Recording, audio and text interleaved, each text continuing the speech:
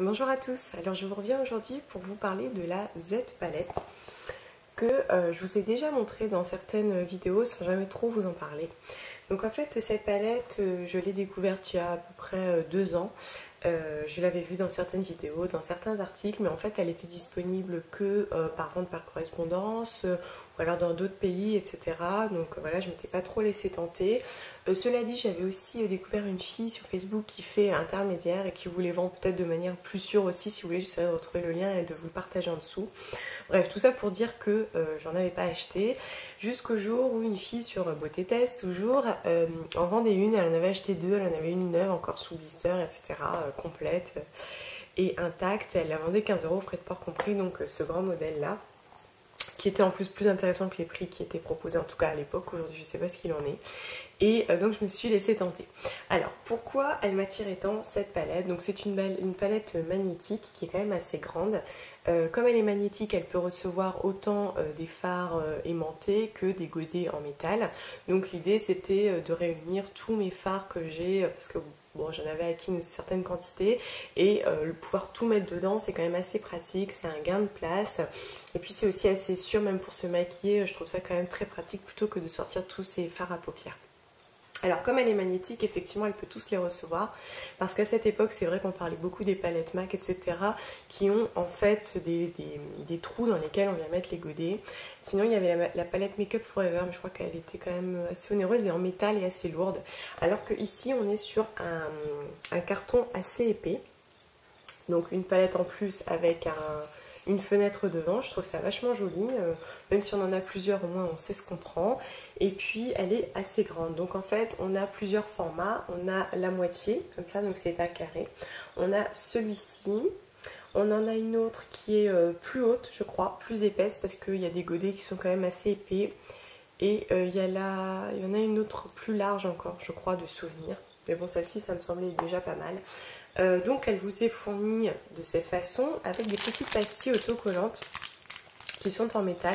Comme ça, quand vous avez des godets qui n'adhèrent pas, parce que je pense qu'en fait il y a des godets qui sont des alliages, enfin à mon avis il y a du plastique peut-être qui est mélangé dedans pour que ça revienne moins cher tout simplement. Mais dans ces cas-là, ça n'adhère pas suffisamment à la plaque magnétique. Du coup, il faut coller une petite pastille derrière, comme je l'ai fait sur certains fards déjà, comme ici.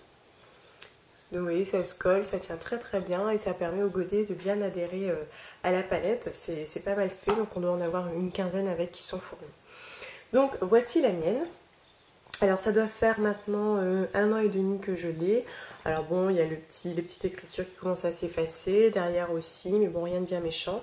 Alors elle s'use quand même par le frottement, mais elle résiste relativement bien. Ça reste du carton, donc on peut voir éventuellement des usures à ce niveau. Mais rien de bien méchant, je trouve qu'elle résiste vraiment très très bien. Même le plastique qui se raye, il résiste très bien. Ça fait partie aussi des gros avantages de la palette. Elle est très résistante, y compris au choc. Donc ça c'est pas mal aussi si vous la faites tomber, mais pas trop haut quand même. Normalement les fards ne vont pas bouger, il n'y aura pas de choc. Après il faut faire attention, un fard ça reste quand même, un fard pressé ça reste assez fragile. Donc tout choc peut abîmer le fard. Alors, je ne sais pas, moi j'ai mélangé toutes les tailles et toutes les formes, donc je ne saurais pas vous dire combien de fards de telle marque il peut recevoir. Mais moi j'en ai quand même mis pas mal et ça change tout le temps d'organisation en fonction du nombre de fards que je mets dedans, de ce que je vais mettre comme forme, etc. Alors, voici la mienne. Alors dedans on a tout d'abord des fards Boho Green. Alors ça je trouve que c'est génial parce qu'ils se dépotent très facilement. En fait on a un emballage en carton qui se retire vraiment facilement et en plus le godet est en métal donc il adhère parfaitement aussi. Donc ici j'ai 3 couleurs, j'ai lilas, améthyste et café de souvenir. J'aimerais bien en posséder plus, n'est-ce pas? Et j'avoue que c'est parfait, là au niveau de la taille, c'est vraiment très bien. Et comme c'est facile à dépoter, c'est vraiment du bonheur. Donc là, ma dernière acquisition, c'est le café, qui est assez pâle et mat, je crois. Oui, c'est ça. J'ai également 2 fards Lavera ici. Alors par contre malheureusement je n'ai plus les références parce que le souci c'est que selon les packaging vous ne pouvez pas récupérer l'autocollant avec le nom, tout simplement parce que des fois il n'y en a pas ou parce qu'on peut tout simplement pas le décoller, c'est pas évident. D'ailleurs, sur mon dernier fard Beau Green, je me suis aperçue que le nom n'était plus sur un autocollant, mais imprimé sur le boîtier. Du coup, on ne peut plus l'enlever. Là, je m'en souviens parce que j'en ai que 3, mais c'est pas évident, quoi. Donc, j'en ai un vert clair et un gris. J'ai également 2 fards ici Dr. Oshka. Donc là, ce sont des demi-lunes. C'est vrai que par contre, c'est pas forcément idéal dans ce genre de palette. Mais je les ai réunis et j'ai mis la pastille en fait sous les deux. Comme elle est autocollante, elle a bien adhéré. Bon, l'avantage c'est que comme vous avez quand même pas mal de place, vous pouvez y mettre n'importe quelle forme, carré, triangle, peu importe. J'ai également, et ça aussi c'est vraiment pas mal, des recharges Zao Makeup qu'en fait on peut acheter donc directement sous forme de recharge pour recharger en fait leur boîtier. Mais là, moi ce que je trouve pas mal, c'est que je peux directement la mettre dans ma Z palette. Donc l'une de mes couleurs favorites, puisque là on a le nom en dessous, c'est le 205. C'est toujours l'avantage d'acheter des refils. On a le nom en dessous, que j'aime vraiment beaucoup, qui est un violet foncé. Alors j'en ai 4, plus une refil crème. Ma seule déception ici, c'est leur fard turquoise, qui est donc le 109, qui est à iriser. En fait, malheureusement, il n'est pas aussi pigmenté que je ne le pensais.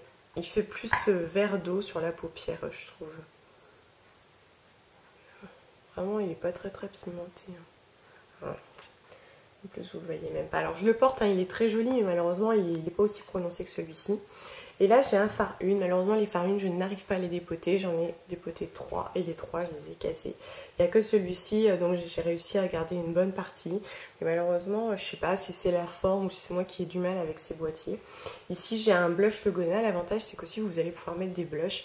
Il y a des filles d'ailleurs qui s'achètent que des petites pour pouvoir faire une palette de blush. Je trouve que c'est assez sympa.